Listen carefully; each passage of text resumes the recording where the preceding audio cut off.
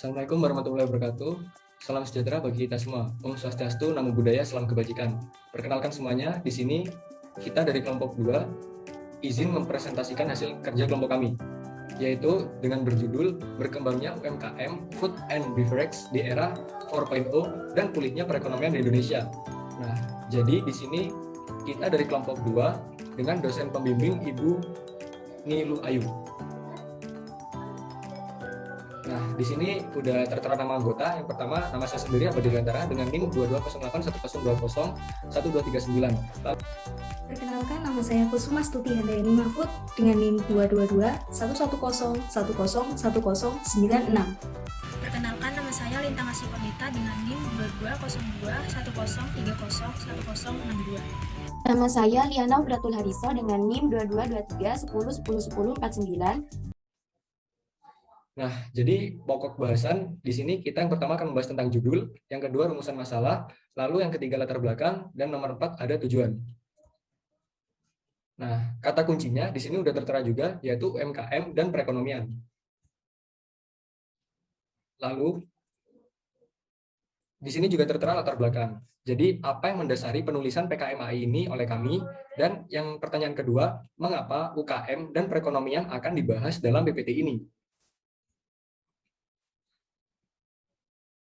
Nah, di sini ada PPT, yaitu UMKM adalah bidang yang terdampak COVID, berdampak pada masalah keuangan juga. Jadi pada beberapa tahun lalu itu kan muncul pandemi COVID. Nah, jadi kita akan bahas di sini. Jadi yang pertama di sini ada strategi, yaitu strategi memperbaiki kondisi perekonomian di Indonesia adalah dengan memperbaiki kondisi UMKM. UMKM sebagai pilar perekonomian negara mampu menyerap tenaga kerja yang sebelumnya tidak bekerja karena sempitnya peluang kerja. Dan yang kedua itu ada strategi yang digunakan adalah dengan memanfaatkan teknologi yang telah umum dan mendominasi saat ini.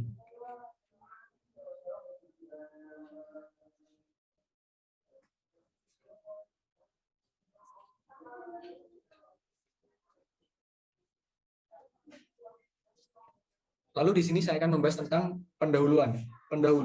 UMKM adalah salah satu bidang yang terdampak COVID di Indonesia. Akibatnya, perekonomian Indonesia semakin memburuk seiring waktunya usaha mikro, kecil, dan menengah yang terpuruk menimbulkan adanya masalah pada keuangan negara maupun individu. Kondisi ini diperparah dengan adanya lockdown yang semakin mempersulit pelaku UMKM untuk memperbaiki kondisi keuangan mereka. Strategi yang dapat dilakukan dalam memperbaiki kondisi keuangan di Indonesia adalah salah satunya dapat dilakukan dengan memperbaiki kondisi UMKM. Hal ini dikarenakan UMKM memiliki peran penting bagi negara. UMKM sebagai pilar terpenting bagi perekonomian negara mampu menyerap tenaga kerja sehingga perekonomian Indonesia menjadi lebih baik dari sebelumnya, di mana banyak tenaga kerja yang tidak bekerja disebabkan oleh sempitnya peluang tenaga kerja. Strategi untuk memulihkan UMKM pasca COVID dapat dilakukan dengan memanfaatkan teknologi yang telah mendominasi dan menjadi umum di masa kini.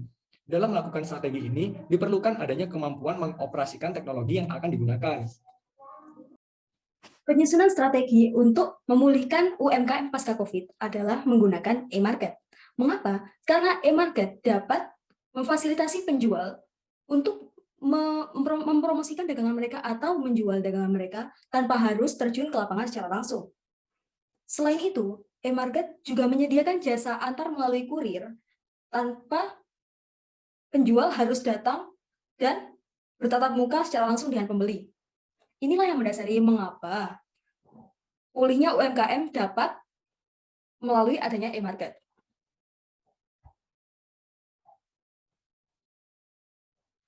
Pemanfaatan e-market sebagai wadah agar UMKM Indonesia dapat bangkit dinilai cukup efektif untuk mengatasi masalah lockdown saat para penjual tidak dapat menjual barang mereka di tempat publik.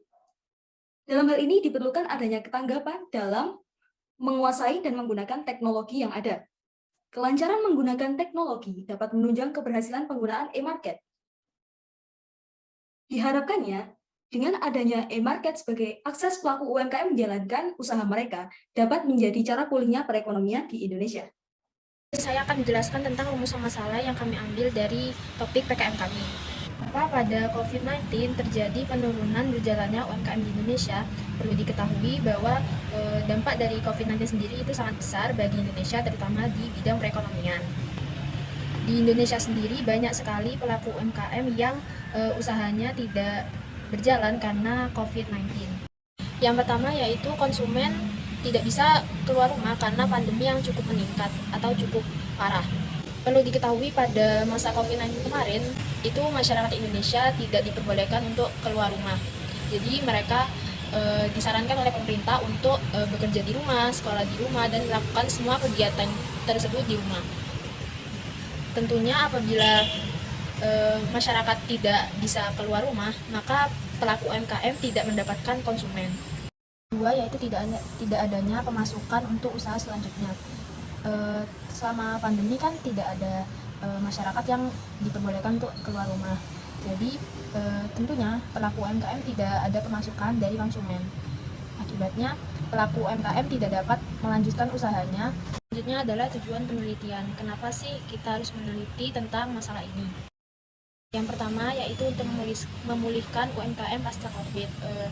Pada tahun 2022 ini dikabarkan COVID telah menurun ya, dan masyarakat sudah diperbolehkan untuk melepas masker. Jadi gunanya penelitian ini itu untuk memulihkan kembali UMKM yang sebelumnya terhambat.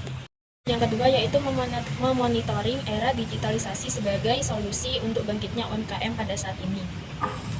Jadi seiring perkembangan zaman, tentunya teknologi semakin meningkat dan semakin canggih.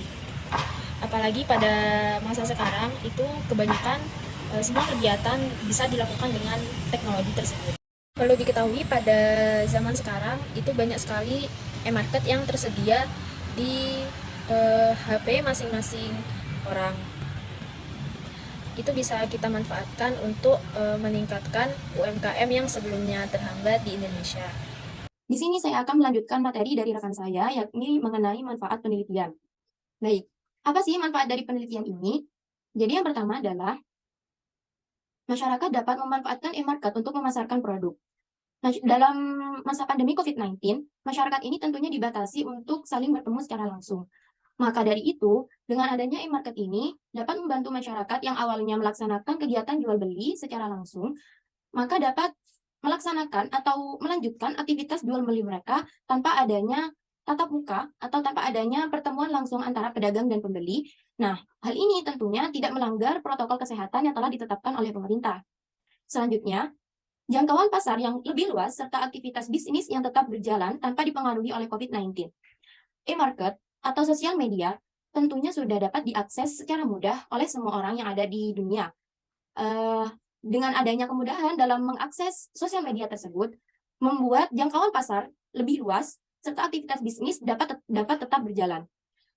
E-market memiliki peluang untuk pasar itu dapat dikenal lebih luas oleh masyarakat dibandingkan dengan tidak menggunakan e-market.